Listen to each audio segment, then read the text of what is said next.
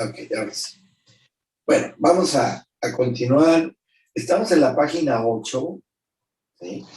Y nos quedamos en esta parte que voy a señalar, que está aquí. Dice, esta solución de muchos consejeros no busca lo eterno. Ahí nos habíamos quedado. ¿Mm? O sea, aunque la palabra de Dios dice que, que hay sabiduría cuando hay muchos consejeros, sí, yo estoy bien de acuerdo con eso, pero siempre y cuando, fíjense qué importante es esto, sean un solo espíritu, Señor. Hay muchos consejeros, ¿sí? Porque se acuerdan del yerno, del suegro de Moisés, de Yetro. Él, cuando ya era demasiada la gente que le pedía consejo a Moisés, andaban en el desierto, ya no podía Moisés con tanto, porque era muchísima gente. Entonces Yetro, su suegro, lo vio muy agobiado y le dice, no es posible que tú continúes teniendo esta carga de trabajo. ¿Qué es lo que va a hacer entonces Moisés por indicaciones de Yetro? Que le da de su espíritu de Moisés y lo reparte y lo imparte por medio del Señor, obviamente, eso solo lo hace el Espíritu Santo, a 70 ancianos que eligen entre la multitud. ¿Para qué? Para que le ayudaran a Moisés a dar consejo.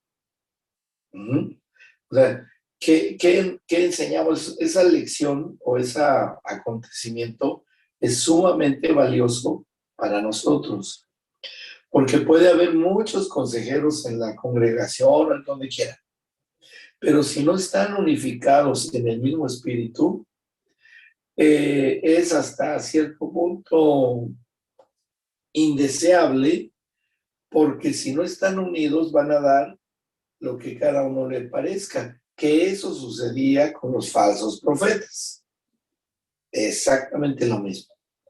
Entonces, en ese momento, bueno, especialmente con Moisés, que ya tenía una comunión, tenía un pacto con el Señor, etcétera, etcétera, y que de alguna manera ya tenía él, pues, una relación y comunión con el Espíritu Santo tremenda, como para que hubiese hecho todos los milagros que se dieron. Indudablemente que era un hombre ya espiritual, no redimido, pero sí partícipe del mover del Espíritu Santo a esa manera, que tuvo que impartir de su espíritu a estas personas, ancianos. Ahí vemos cómo la unidad de espíritu se dio en el antiguo pacto y hoy se sigue dando por igual. Pero obviamente no es a todos los consejeros. Que aunque haya uno o dos en la congregación, 3, los que a ustedes se les ocurra, pero tienen que tener la llenura del Espíritu Santo tal como debe de ser, con con los dones vigentes funcionando, que ya mencioné algunos, como son palabras de ciencia, palabras de sabiduría, discernimiento de espíritus principalmente, dones de revelación. Eso es que debe tener todo consejero. Y si estos consejeros tienen esa llenura, tienen estos dones vigentes, no hay ningún problema. Que tengan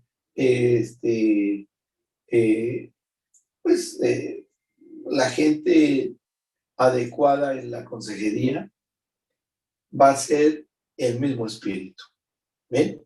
Si recuerdan ustedes, les dije que detrás de cada consejero o sobre cada consejero deba de estar el Espíritu Santo, porque Él es el que finalmente va a dar el consejo adecuado. La situación es que el consejero oiga al Señor y diga lo que dice el Señor. Bien, por eso, en este punto que acabamos de considerar, todos estos consejeros, que no es una solución, consejeros entre comillas, fíjense que está entre comillas, no busca lo eterno y que Dios sea glorificado. Solo es un producto infructuoso nacido en el hombre mismo y jamás de Dios. O sea que no se le puede designar a cualquier persona que dé un consejo. No se puede, no es confiable. Porque todo un proceso que muchos de ustedes han tenido que pasar con todas estas disciplinas, la vida congregacional, el aprendizaje de la palabra, todo eso, todo eso. Y cuando sí lo hay, bueno, es una bendición que en una congregación sí haya varios. Imagínense nada más que en la congregación donde venimos de México, nosotros, Patillo, había 12,000 congregantes. Era muchísimo, un mundo. Y nada más habíamos como 4 o 5 consejeros. Era muy tremendo, muy difícil, ¿no? Que cuando se reorganizó todo eso y había áreas, cada área tuvo que hacerse de sus propios consejeros, hubo que entrenarlos y como se daban estas clases también allá, se seleccionaron de los egresados quienes tenían el perfil para poder dar consejo. Como lo hizo Moisés, igual, el mismo modelo. Esas no son modas, ni es organización humana actual, una organización empresarial o algo, no, es un principio espiritual. Ahí sí no hubo ningún problema. Y Dios ordena las cosas también, porque va acomodando las circunstancias a través de la predicación de la palabra, la enseñanza de la palabra, hasta que solamente van a consejo los que verdaderamente lo necesitan. ¿Sí? Entonces, eso es a lo que se refiere este punto. No que esté mal, sino que debe de ser con esas condiciones. ¿Bien? ¿Alguna pregunta, alguna duda en este puntito? ¿Queda claro? Bien. Ahora, dice aquí, las ayudas, todo lo que esté entre comillas es de cuestionarse, ¿sí? Para que ya no esté repitiendo yo. Las ayudas que da el mundo es con Dios, sin Dios o a pesar de Dios, pero siempre buscando la comodidad del hombre. Porque invocar a Dios, sí, pues hasta ustedes pueden ver que hasta el diablo lo hace, ¿no? Dice Santiago, los demonios creen y tiemblan, pues son creyentes los demonios, ¿no? Y claro que sí creen, pues sí creen en Dios. Que no crean y obedezcan, ese es su problema. Pero en el sistema, digamos, de personas congregantes, sí se puede empezar a acomodarse a la familiaridad, la confianza excesiva, el amiguismo. Ay, pues este es mi amigo, ¿no? Me invitó 20 asados y sé que está haciendo algo incorrecto y me pide un consejo. Y digo, ay, no, pero quedó otro asado pendiente. Bueno, mira, hace esto y al otro. Y se empieza a sobar el pecado. Y no es así, porque está de por medio la vida eterna de esa persona.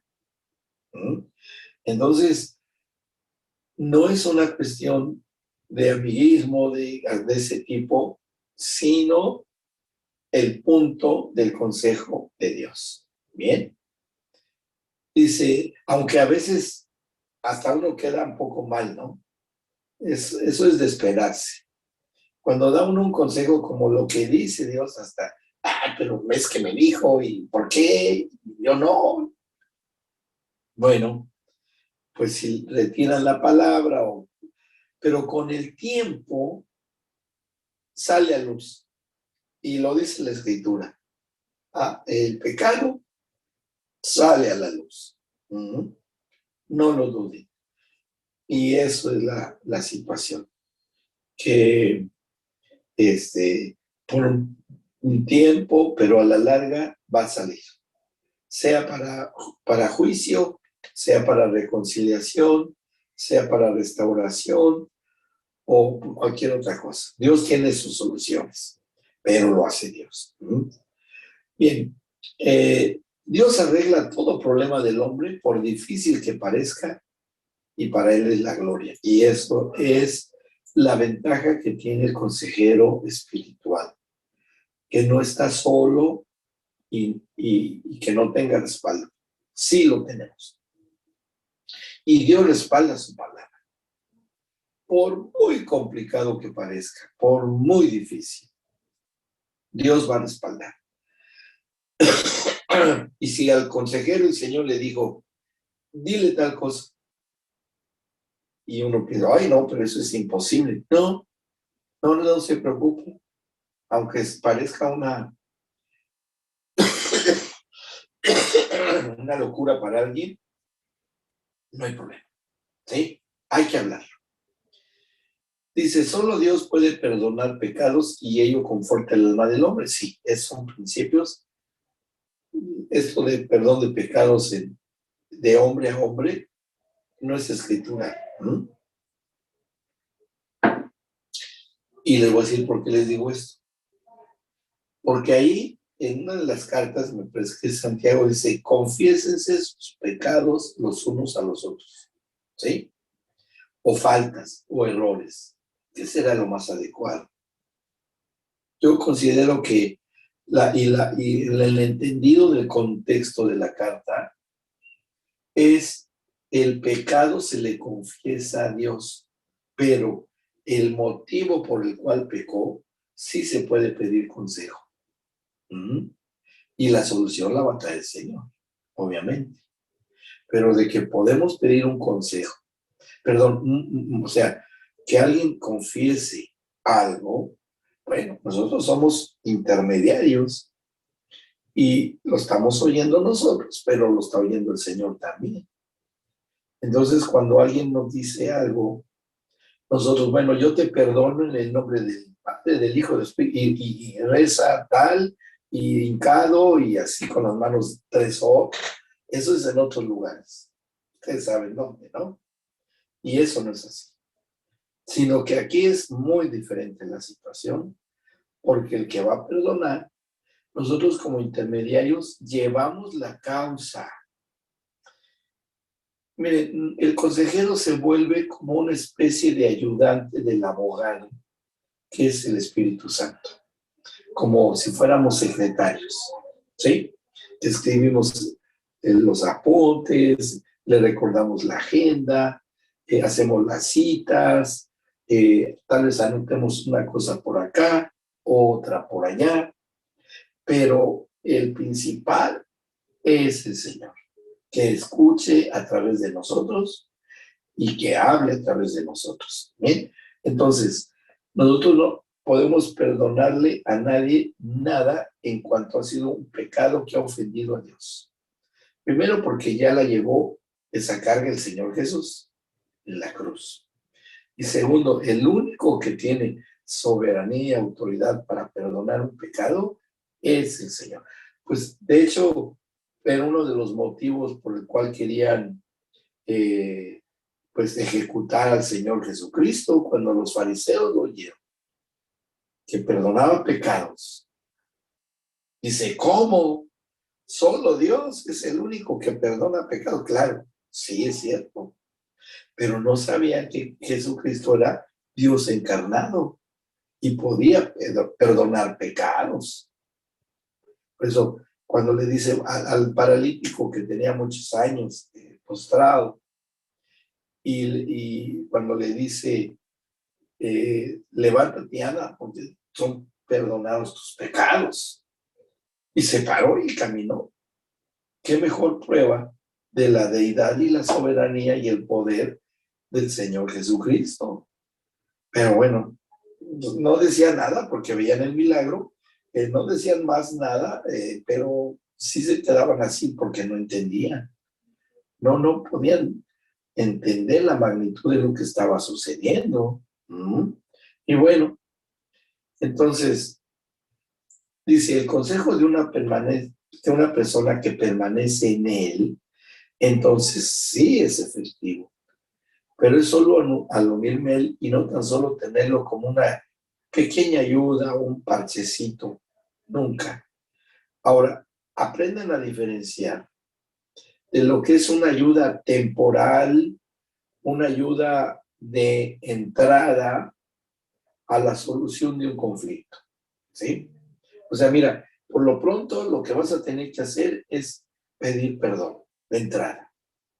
Ya la reconciliación, la solución, el remedio, Dios la va a ir dando, pero no ha terminado acá. Pero si decías, bueno, pero pide perdón así, si te hacen caso, está bien, si no, ya cumpliste y ya punto, estate tranquilo. No puede ser así, porque eso sería eso que está aquí escrito, un parchecito nada más, una ayudadita que no lleva nada. O sea, calmó la conciencia de la persona, el remordimiento. Entre el remordimiento o el sentimiento de culpa es un nivel inferior a lo que es el arrepentimiento según Dios. La Biblia dice, una cosa es el arrepentimiento según el mundo y otra cosa es el arrepentimiento según Dios. Cuando una persona dice, ay, discúlpame, eso no es pedir perdón, y creo que Pati por ahí lo menciona en una de sus clases. Eso no es un perdón, es una cosa superficial. Ay, discúlpame, hizo un daño grave. Y no es así. Pedir perdón es arrepentirse, dar un giro de 180 grados, caminar en mano contraria a lo que se hizo, ¿sí? Y restaurar la situación. Y hasta que llegue a completar lo que se tenga que completar. Reconciliación, restauración, cambio de vida, eso sí, pero una cosa tan super, ay, usted disculpe, no, pues eso ponen en las obras viales, ¿no? Que están abriendo una calle, y dice, disculpe usted las molestias, en un cartel escrito, y no nos los viene a decir un funcionario, no está parado ahí el intendente, ay, disculpe usted a cada auto que pasa, disculpe, porque mire, cayó en un pozo, se le rompió todo. No, ¿verdad? Hay una obra, un cartel, y disculpe. Y ya, es igual, es exactamente lo mismo. ¿Bien? Bueno, ¿se entiende lo que es el arrepentimiento? ¿Sí? Bueno, y la culpa. La culpa es insuficiente, o sea, una disculpa es insuficiente. Dice, todo consejo cuando está de acuerdo con la palabra ayuda a una restauración, ¿sí? Pero eso sí me gustaría que la leyéramos. Aquí está mi Biblia. Fíjense cómo dice, Salmo 19:7, dice así,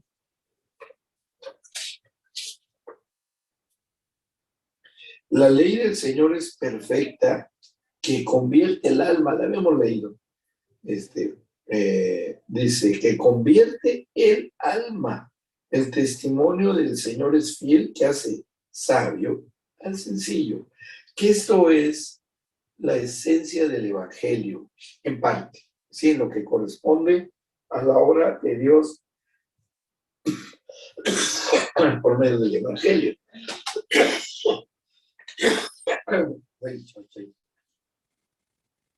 Déjenme subir acá.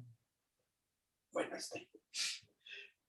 Entonces, este consejo, que está dentro de la palabra, se basa en la palabra, tiene un gran poder y autoridad para restaurar, porque convierte el alma. Yo quisiera que ustedes comprendiesen bien exactamente lo que significa convertir el alma, ¿no? Ahora en Manantial se está hablando mucho acerca de esto. Pero ¿qué será convertir el alma? A ver, yo quiero escuchar algo. Sirve que también descansó un poquito. Ahora hablen ustedes. Siempre hablo yo y nunca hablan ustedes. Bueno, conmigo. ¿Cómo lo entenderían convertir el alma? ¿De qué a qué? A ver, ¿quién dice yo primero? Claro. Doc, em, nosotros venimos como con una cultura, ¿sí? Te digo yo voy a hablar de mí, ¿no? Sí, Eh, sí. digamos, de una casa, de una familia, de formas de manejarnos, de hacer, de funcionar, ¿sí? Y yo llegué al Evangelio cuando tenía 19 años. Cuando yo llego, digamos, llego como mamá soltera y comienzo a transitar, digamos, como durante los años, eh, uno recibe la palabra y esa palabra es como que eh, va cambiando la manera de pensar, ¿sí? Cambiando la manera de ver las cosas. Pero también me ha pasado, ¿sí? Que me terminé desviando, ¿sí? O sea, entré como en una religiosidad que no termina siendo este evangelio genuino y puro, ¿sí? Entonces, hoy, si usted a mí me pregunta, le podría decir que es tan malo una cosa como la otra, y ninguna de las dos cosas vienen de parte de Dios, ¿no? Entonces que hay que tener como mucho cuidado si hoy yo hay algo que, que veo, ¿no? Por esta experiencia personal que tengo, estas cuestiones de ver cuánto es, por ejemplo, si usted a mí me pregunta, por ahí yo me vería con una cabeza muy grande, pero no todo ese conocimiento terminó permeando en mi vida y yo haciendo eso que conozco, ¿no? Entonces, no es conocer, no es saber, porque no alcanza el saber. Lo que sale de nosotros, lo que sale de nuestra alma, lo que sale de las decisiones que tomamos, a veces conocemos lo que, digamos, lo que tenemos que hacer y hacemos otra cosa porque adentro nuestro esa palabra no se ha hecho carne, no se ha hecho vida. Entonces, son simplemente mensajes o frases o formas de hablar, pero que no dan cuenta de la vida que uno lleva. O cuando te toca tomar decisiones, no es eso lo que vos terminás haciendo. Esto que hoy, por ejemplo, veo en mi vida, ¿no? Que, que es más allá de las palabras y que uno no puede fingir cuando, ¿qué me doy cuenta hoy? Cuando una situación viene difícil o bajo presión, sale de vos lo que vos sos. O sea, no sale lo que vos sabés, lo que vos conocés. Sale la naturaleza que vos tenés adentro. Y eso sos. Entonces yo también he aprendido a conocerme. Cuánto de Cristo y de eso que nosotros escuchamos está en mí. Y lo veo en el momento de presión. Cuando yo estoy bajo presión es cuando sale lo que realmente yo soy. Yo he aprendido a conocerme a mí misma, ¿no? Y Dios me ha ayudado en mostrarme cosas que tal vez si a una persona me dijera, yo le diría, no, no soy así, no soy eso. Y yo hoy lo veo al Señor como queriendo, ya no en cosas, tal vez al principio son cosas, no sé, más gruesas, hoy es más fino, son cosas digamos, más, ¿cómo explicarle? Esto que le digo, de la religiosidad a este evangelio genuino, ¿no? Son Ujú. cosas más que, ¿cómo le puedo decir? Más íntimas, más el trato personal de Dios con uno. Ya no son cosas por ahí que voy a decir, no fumo, no tomo, nunca lo he hecho, entonces como que para mí eso nunca fue porque nunca lo tuve. Entonces, Daniel, por ejemplo, me dice, yo no he visto la transformación en mí porque yo nunca fui mala persona. Él me dice, mi mamá no iba a una iglesia cristiana, por ejemplo, y él siempre nos dio fundamentos, buenos fundamentos. Nosotros, todos los hermanos, digamos, son trabajadores, tienen estos valores de los que él habla. Entonces no hubo una transformación así tan grande en su vida para decir, Dios me perdonó tal cosa porque yo había hecho algo malo, que tal vez a mí sí me pasó, ¿no? El decir, bueno, Bien. era mamá soltera, esta cuestión. Entonces como que Dios tuvo que hacer ahí un proceso, pero también en ese caminar durante los años hubo un desvío, ¿sí? Algo que terminé siendo que no viene de Dios. Entonces también estas cuestiones, como el corazón es engañoso y Sí. creyéndonos algo que no Entonces, somos, ¿sí? Nos terminamos engañando, sin, no digo que la persona hasta se dé cuenta. Yo cuando el Señor me habló, yo empecé a buscar qué era un religioso, empecé a buscar la Biblia y digo, a ver, ¿qué es una persona religiosa? Y cuando empecé a ver y veía a los fariseos, yo decía, Señor, esto, yo decía, ¿cómo puede ser? Sí, porque yo decía, bueno, el religioso, ¿quién es ese que no le gusta divertirse, el que es serio, el que no, qué sé yo? Esas cuestiones que uno tiene por ahí de conceptos de una cultura que no tienen nada que ver. Entonces, ¿cómo el Señor va haciendo un trato personal con cada uno y porque Él nos conoce? Entonces, esto que es un Dios vivo, es un Dios que Así nos es. conoce, ¿sí? Yo soy, por ejemplo, muy de hacer. Entonces el Señor que me dijo, espera en mí. Y bueno, ya me comí las uñas, o sea, todo lo que eso produjo en decir, tengo que esperar en Él. ¿Por qué? Porque nos conoce. Entonces este Dios vivo tiene un trato y sabe, y también sabe para qué, y para qué nos pasa por diferentes situaciones, porque hay un porqué, que uno a veces no lo entiende, porque Dios no te muestra todo, no te muestra todo. Vos ves una partecita y vos decís, bueno, Señor, y uno, ¿qué me pasa a mí? Yo sé dónde tengo que estar, sé por qué, hay cosas que me pasan que no entiendo mucho, pero hay una palabra que gobierna, ¿no? Porque lo vi y sé a dónde llega, a dónde termina, entonces, y lo veo que sirve, que, que, que es bueno, ¿no? Entonces, uno acepta el proceso creo que, si usted a mí me pregunta, eh, me pasa como el pueblo de Egipto, ¿no? Podría haber ido más rápido. Y si se demora es por mí, no tiene nada que ver Dios, ¿no? Pero eso también lo aprendemos, a no echarle la culpa a nadie, a hacernos responsables de nuestros actos, a esto, al trato de Dios con nosotros. Y esos cambios que uno va produciendo, y a medida que los cambios son más rápidos, los resultados son más rápidos. Claro, porque el proceso de cambio que en el alma no es instantánea. En el caso del espíritu, sí. En el espíritu nacemos de nuevo. De estar dentro del útero el bebé, sale a la luz, ¿no? Da luz la mamá y ya está afuera. Hay un cambio de un lugar a otro. Pero el problema es la conversión del alma.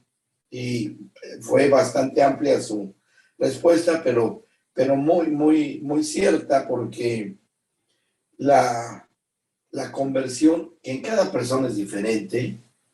Tiene mucho que ver muchos factores variables, la forma de vida, el trasfondo social, el trasfondo familiar, toda una serie de cosas que influyen y que dan el perfil personal.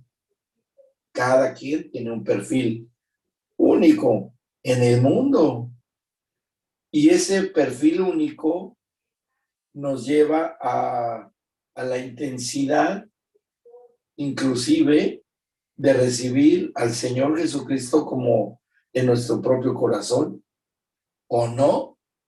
Es hasta cierto punto, no hay un modelo fijo descrito en la Biblia, por eso se habla de tantísimas personas. ¿De cuántos personajes no se habla?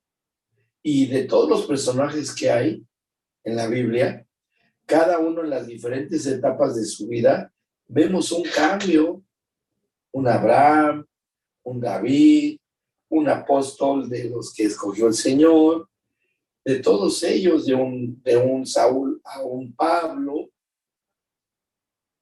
¿Por qué habla tanto? Por todas esas situaciones, ¿no? A ver, otra opinión. Brenda.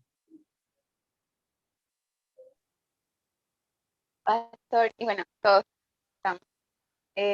Algo que le he escuchado mucho al pastor Abel, personalmente para mí, es un regalo del Señor a la distancia, y que lo he adoptado como una oración personal. Cuando la hago, creo que es de las oraciones más fuertes o más poderosas que yo puedo hacer delante del Señor. Es decirle al Señor, Señor, ayúdanos a vernos perfectos como hemos sido perfeccionados en el Espíritu por la obra de la cruz del Señor, que es una obra consumada. Ahorita que habla de la conversión del alma, yo creo que es importante entender quiénes somos en realidad. El pastor lo dice de una forma muy clara, pero creo que muchas veces no se da a entender hasta que el Señor abre nuestros ojos, pero sí quiénes somos en el Espíritu. O sea, en el Espíritu hemos sido perfeccionados en Él. El Señor nos llama santos, el Señor nos llama, ¿verdad? Tenemos esa vida espiritual. Ahora, ese proceso de conversión del alma, como decía Claudia, es un proceso real. Yo trato siempre en mi vida de entender cuando el apóstol Pablo dice el crecimiento lo da Dios, porque el alma de uno tiende a ser muy afanosa, no se aplaude, como dice el pastor nos ha enseñado, como aplaudirnos aquellos logros, aquellas expresiones de Cristo que estamos reconociendo. De pronto algunos somos más niños, de pronto otros ya han avanzado, pero en esa pregunta que usted dijo para nosotros, ¿qué es la conversión del alma?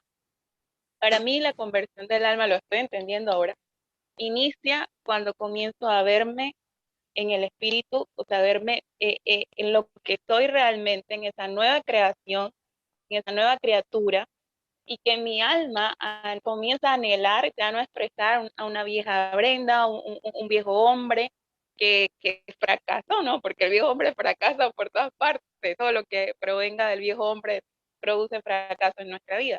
Pero cuando empiezo a verme en Él, en el Señor, y mi alma empieza a desear lo eterno, lo verdadero, yo creo que ahí es que comienza la verdadera conversión del alma, de saber, como decía el apóstol Pablo a los Gálatas, vuelvo a sufrir dolores de parto hasta que Cristo se ha formado en ustedes. O sea, esa conversión o esa formación de Cristo era en el alma de ellos, porque en el espíritu eran nacidos de nuevo, pero necesitaban la conversión del alma. Entonces, para mí, y mira que usted toca el Salmo 19:7 y dice, la ley del Señor es perfecta, que convierte el alma, ¿verdad?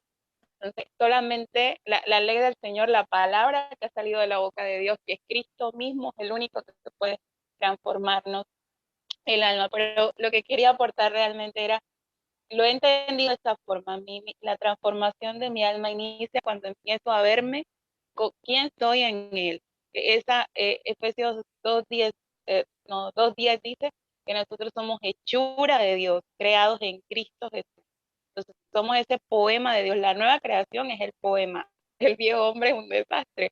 Entonces, cuando empiezo a verme así como él me dice, entonces anhela a mi alma hacer eso y expresar eso, ya no a una mujer sí, a una primera Eva que salió primera Adán, que no le da gloria al Padre. Entonces, para mí esa es la conversión del alma. Era que quería Sí. aportar. Bueno, Gracias. a ver, me faltan dos opiniones. Vero, ¿qué considera que, como, aunque sea corto, no hay problema, lo que quiera decir? Sintético. Sí, yo bueno, coincido con Claudia y coincido con Brenda de que sí, realmente la conversión del alma es esto, ¿no?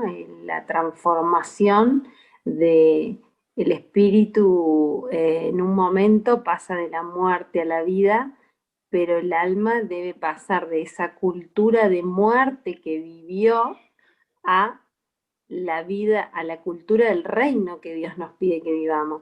Y también, bueno, ir desarrollando, como decía Brenda, uno se ve en el espíritu, pero es todo un trabajo nuestro, como nos está enseñando bien Patti, a desarrollar virtudes, a dejar la vieja vida, porque nosotros practicamos muchas, y cuando venimos al Señor practicamos muchas, o sea, casi todas las cosas de la cultura del mundo.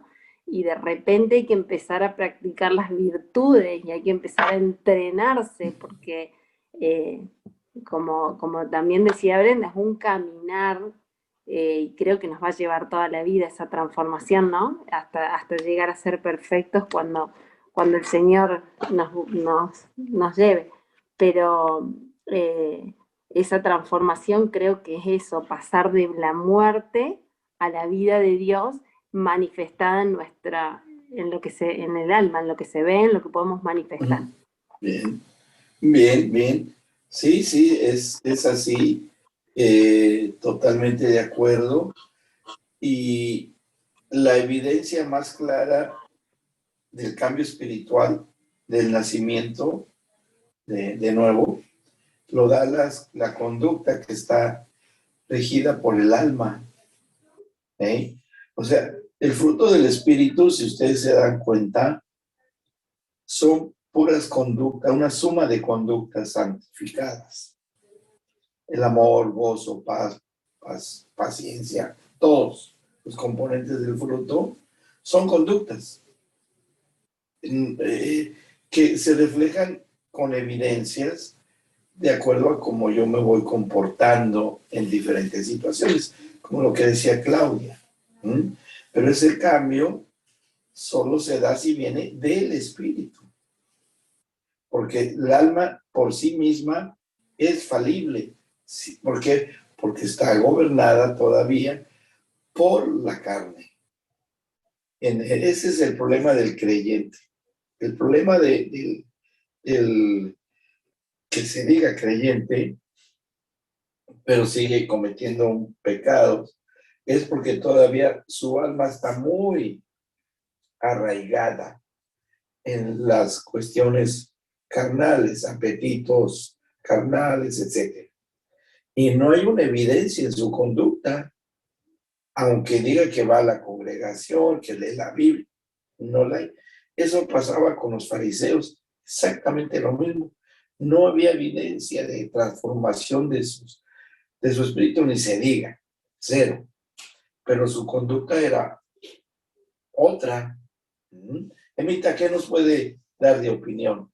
¿Cómo es esa conversión? ¿En qué se notará? ¿Cómo se ve que verdaderamente el alma ha tenido una conversión? Bueno, yo pienso que lo que han hablado las chicas, perfecto, comparto todo. También es morir cada día a Emma para que Cristo viva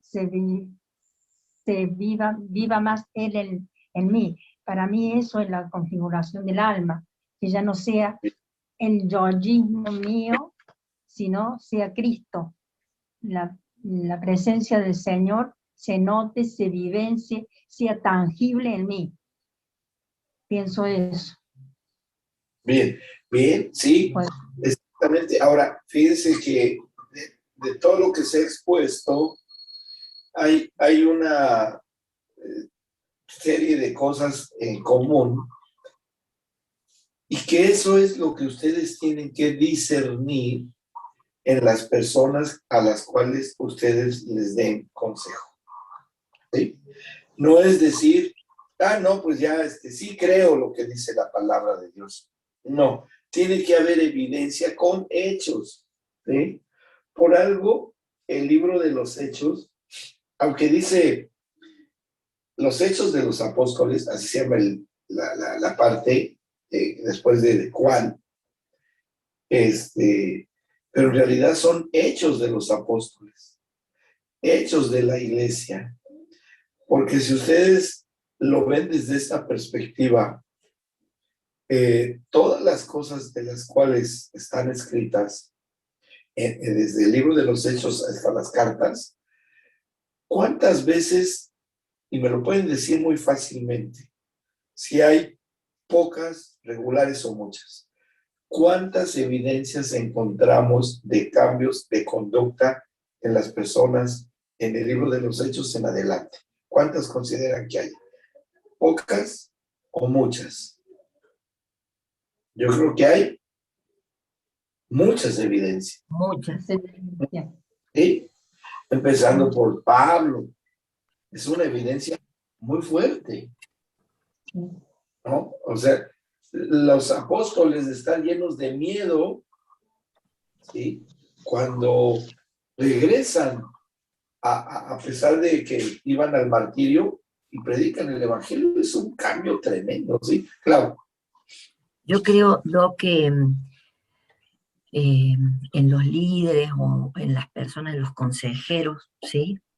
en los pastores, en esto de uno tener como una historia dentro de, y no estoy hablando de muchos años, ¿no? Pero en muchos casos no hubo la impartición del Espíritu Santo, el usar esa herramienta que Dios nos ha dado para poder discernir, ¿no?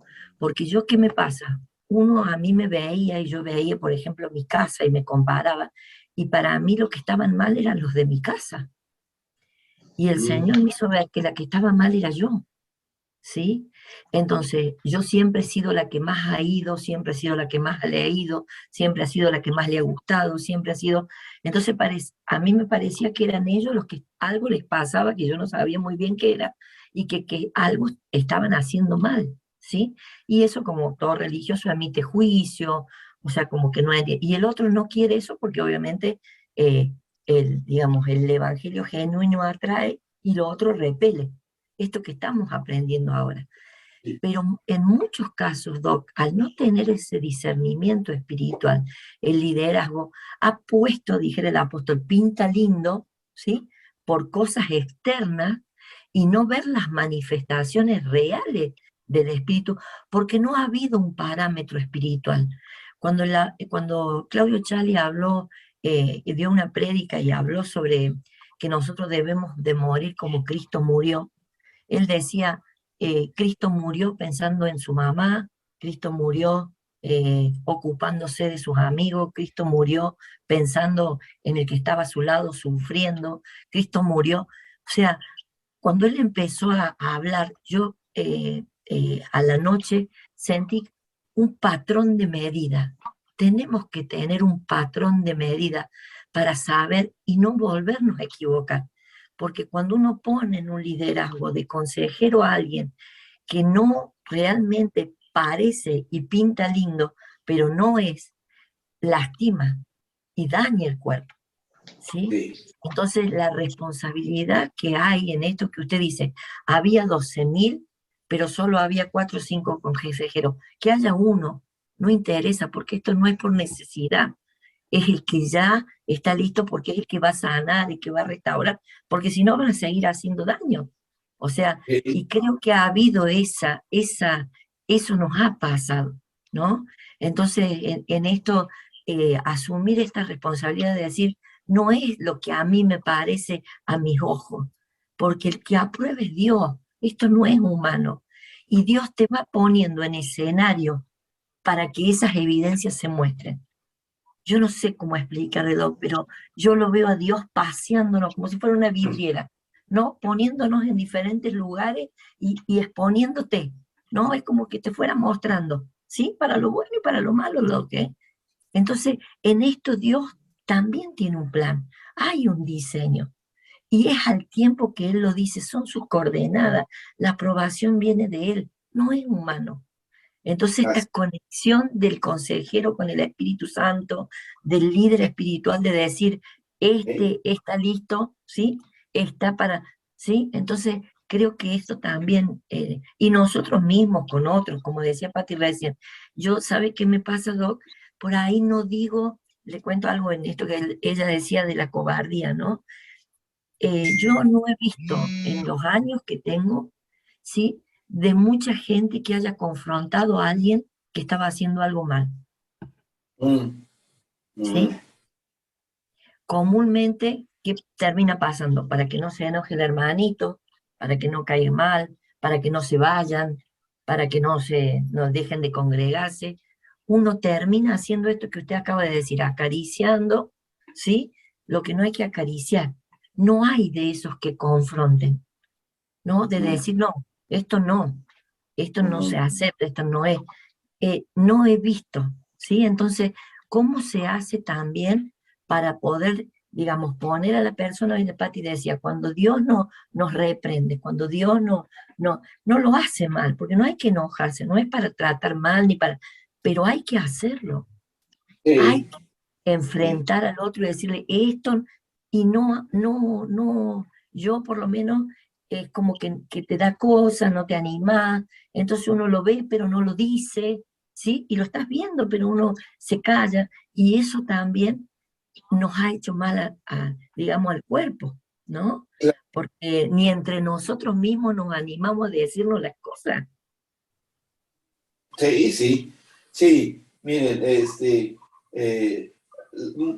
tal vez sí los haya, pero por la misma discreción y ética de la consejería, no se sepa mucho. Por eso les digo que cuando hay una evidencia de cambio de conducta para bien y que esa persona estuvo bajo un consejo, fue un consejo sabio y fue un consejo del Señor, porque hubo un cambio, ¿sí? Ahí vamos a tocar un punto más adelante de lo que el Señor Jesús hace y dice, pero tenemos que conocer un poco más del corazón del Padre y qué es cómo funciona el corazón, la mente de Dios, del Señor, para llevar a alguien a un cambio de conducta. Y que en eso nos va a ocupar un poco de tiempo, que lo estudiemos, que va a ser con un personaje ahí en la escritura. Sí, claro. Levantó la mano. Doc, también está la actitud de las personas. Yo hace Mm. mucho tiempo que estoy, por ejemplo, en el lugar donde estamos, y la gente cuando es confrontada o cuando comienza a hacer la palabra así confrontativa digamos, de no, qué sé yo, de no ser mimada en el sentido sino que te dicen las cosas y uno como que la gente se va, Ah, ¿sí? Entonces, ¿qué veo? Que hay gente yendo, buscando a dónde ir, a dónde te parece. Vienen y te dicen, ¿y vos qué crees? ¿Qué sabes de tal iglesia? ¿Qué sabes de tal persona? Te vienen a preguntar de personas y yo digo, no sé, no conozco, no sé. Y vos decís, pero no es ti, suerte para mí, dónde voy, a dónde. O sea, no es así. Pero la gente comienza a no querer madurar y a buscar el lugar donde le gusta, donde se siente bien, donde hay muchos jóvenes, donde hay mucha música, donde hay panderos, donde hay panderas, donde hay... Entonces empezás a buscar de acuerdo a un criterio humano y no preguntarle al Señor a dónde y permanecer ahí hasta que sea la transformación de mi alma. Porque no importa dónde, o sea, sino el tema es que yo cambie. Porque el que tengo que cambiar y Dios donde me pone en el proceso es para que yo cambie, pero la gente no se cambia de un lugar y va saltando, no le gusta este, no le gusta el otro, no le gusta aquel. En todos lados hay errores, obviamente, y van saltando. Entonces están constantemente buscando el lugar perfecto, pero para no cambiar ellos y continuar de esa manera. Y eso es lo que hoy se ve mucho, Doc. A mí vienen y me dicen, ¿vos dónde te congregas? Ah, lo he escuchado, sí. ¿Y qué sabés de la iglesia? No sé, me nombran iglesia, pastor. No, yo no sé, no los conozco. O sea, pidiéndote referencia como si esto fuera un mercado de, no sé, a ver a dónde voy, ¿no? Estas cuestiones que hacen a la inmadurez del cuerpo, pero porque la gente cuando la confrontan y cuando la ponen en el espejo, o sea, a ver qué hay, qué veo yo acá, me trae la palabra y la palabra me refleja algo de mi vida. Y cuando veo eso, ¿qué hago? Me enojo con el que está predicando, ¿sí? ¿Qué se piensa este? ¿Salgo, me voy? ¿Sí? Porque ¿qué es lo que me quiere decir? ¿Qué se piensa? ¿No? Entonces voy a decir, no, a ver, lo que está diciendo, ¿qué de eso que está diciendo? ¿Por qué me está enojando? ¿Por qué me está cayendo mal? ¿Y qué es lo que Dios me está hablando? ¿Y qué tengo que cambiar? ¿No? No es enojarme es ver en mí por qué esa palabra me está haciendo confrontativa en mi vida. ¿Qué es lo que no está bien en mí? Tengo que ordenar. Entonces, claro. este tema de la responsabilidad de todo, ¿por qué? De todo. Sí, así es, sí, es cierto. Por eso la predicación también en ocasiones debe de ser confrontativa, debe ser parte no siempre es para endulzar el oído de los asistentes. Si se siente aludido, ¿cuántas veces no? El Señor Jesucristo tuvo esas situaciones, multitud en muchas ocasiones.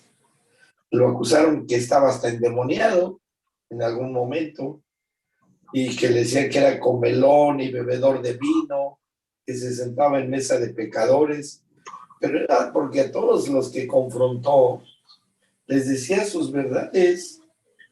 Claro, ustedes se acuerdan lo que está en uno de los evangelios, cuando confronta a los fariseos y les dice: generación de víboras, sepulcros blanqueados, están llenos de huesos de muertos. Wow, son palabras muy duras. Pero ¿cómo? Si Dios es amor, pues por eso lo dice precisamente. Por amor confronta. El amor confronta. Siempre para deconstruir, que una palabra moderna, deconstruye para construir o reconstruir. Y eso está dicho desde Jeremías, cuando habla y dice que se edificarán sobre ruinas antiguas, y todo eso. Ahí también encontramos mucho de eso. La capacidad del, de saber escuchar, saber hablar, cuenta bastante, cuenta bastante. Bueno, vamos a este otro punto. Sí, a ver, sí. Pastor, quiero aportar algo que, bueno, ahorita oyéndolo este tema de la consejería pastoral y bueno, recordando o pensando muchos años también en lo que, bueno, el Señor me permitió acercarme a muchas personas, siempre me buscaba gente para los consejos y todo esto. Pero hay dos cosas que me llegan a la cabeza y es que primero, muchas veces corremos el riesgo de utilizar, digamos, bueno, las herramientas que, por ejemplo, un psicólogo puede tener pensando que por una consejería meramente por una herramienta psicológica. Y la otra parte, o el otro extremo también, bueno, digo la otra parte, es dar una consejería desde el viejo hombre, o sea, desde la forma religiosa, que también hace un daño terrible. Entonces, Sí. ahorita usted ha dicho dos cositas que a mí me quedan como en todas las clases y trato como, las he meditado, las he estado pensando, o sea, han como resurgido en este tiempo. Y es, por ejemplo, el operar en una consejería de la parte espiritual y en este asunto de los dones de revelación. Mire, Pastor Luis, les soy sincera.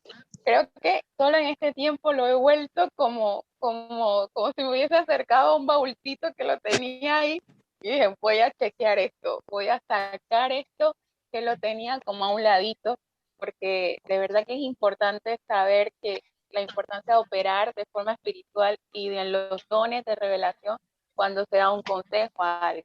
Y lo otro que también me ha llevado como estas clases a pensar mucho es qué tan exacto puedo, o tan exacta puedo ser a la hora de aconsejar a alguien.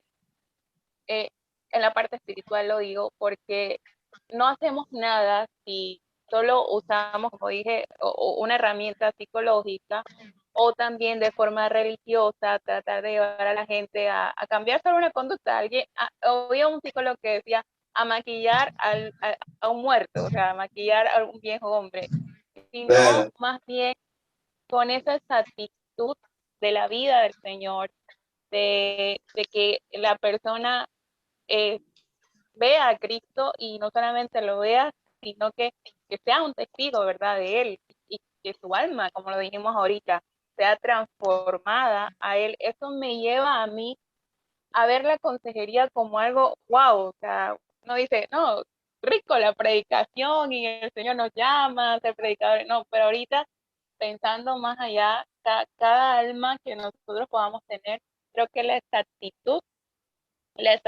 en este es vital.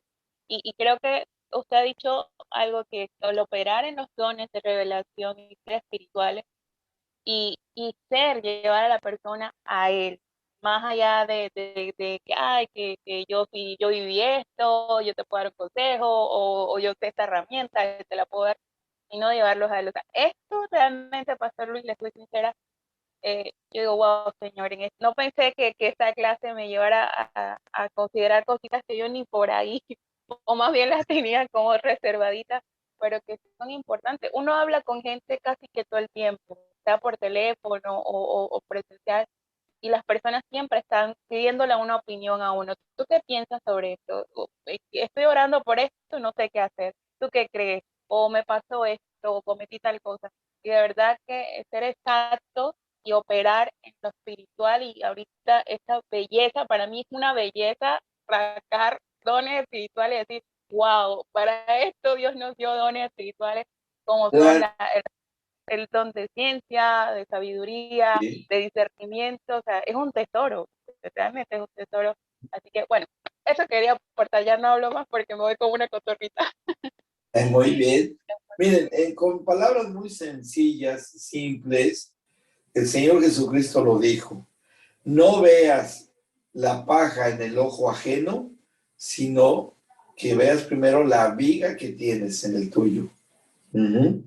Y eso va para el consejero, que es cierto, que les había yo dicho hace poco acerca de cómo se bloquea nuestro espíritu cuando hay conflictos propios que no hemos resuelto, ¿sí?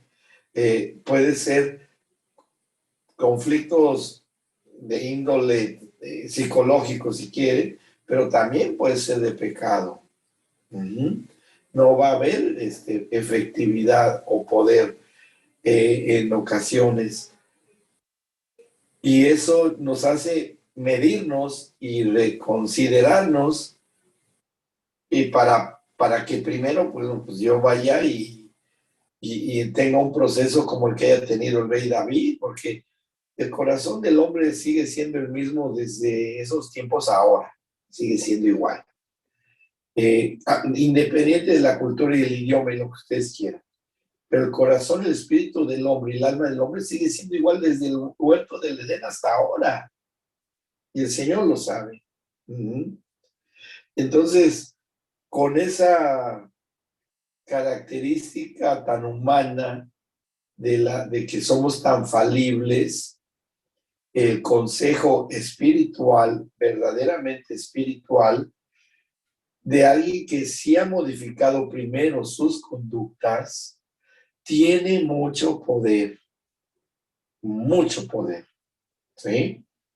Eso es, y yo de veras en esta materia o clase, yo deseo de todo corazón que ustedes desarrollen esa capacidad de consejo, no porque si no, entonces no hubiera servido de nada, no es para gloriarse a uno mismo, sino para ver las maravillas de Dios, de cómo cambia la vida de una persona, cómo cambia, y decirle gracias, Señor, porque sí hubo un cambio, sí está haciendo las cosas como tú quieres que se hagan, y eso es lo que se busca.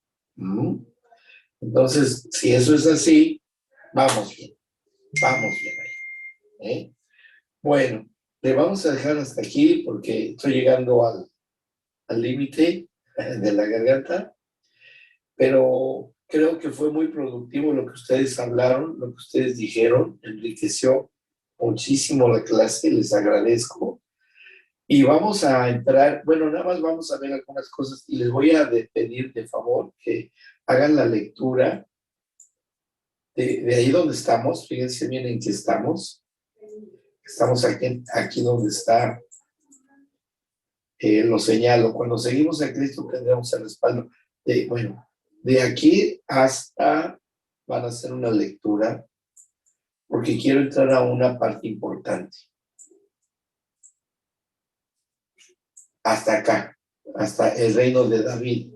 Ya no lean esto. Dos grandes flaquezas de los consejeros. Esto no, que tiene mucho que ver con lo que estamos diciendo, ¿sí?